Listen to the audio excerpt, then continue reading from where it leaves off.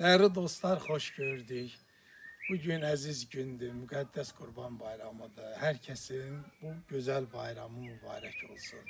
Düşərli olsun, xeyirlərə vəsil olsun. Qurban Bayramının bütün bayramlar içinde öz yeri var, öz ibrətəmizliyi var. Gəlin onun tarixine ekskurs eləyik. Hardan gəldi, necə oldu? Biz bu əziz bayramı bu qədər müqəddəsləşdirdik.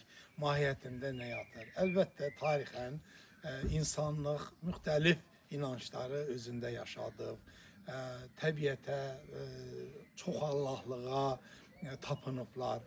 Beləcə qədim sivilizasiya beşiği olan Mesopotamiyada, Misirdə, Dəclə Fərət çayı sahilində, eləcə də Nildə insanlar qurban kimi seçilib. Evlatlarını, ən əziz uşaqlarını, balalarını yağış yağmırsa, müxtəlif təbiət hadisələri varsa, beləcə qurbanlıq seçmişlər.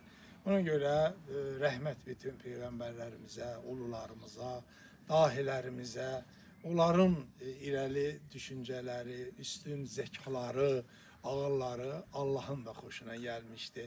Öz evladı və özünü fəda edən, Allah yolunda canını əsirgəməyən, evladının atıya məhəbbətini, onun sözündən çıxmamasını, Allah yolunda yenə canınla, qanınla və bütün varlığınla Allah'a bağlılığını simbolize edir ki, Allah'tan gelen her şey bizim için keramətdir və dəyərlidir. Beləcə bu da Allah'ın xoşuna gəlmiş, qoçun nəzil olması, bıçağın kəsməməsi hamısı insanlığı xilas etmişdir.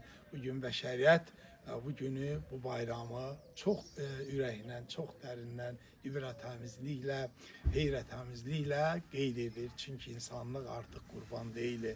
Allah'tan arzum odur ki, gələcəkdə heç heyvanlar da kesilməsin. Bütün həyat, canlı hamısı həmahəng yaşasın. Çünki yaradan Allah'ımızdır və mehribançılıq, gözəllik bizlərlə olsun. Qəlbiniz sevinçlə dolsun. Bu bayram hər kəsin ailəsinə düşərli olsun.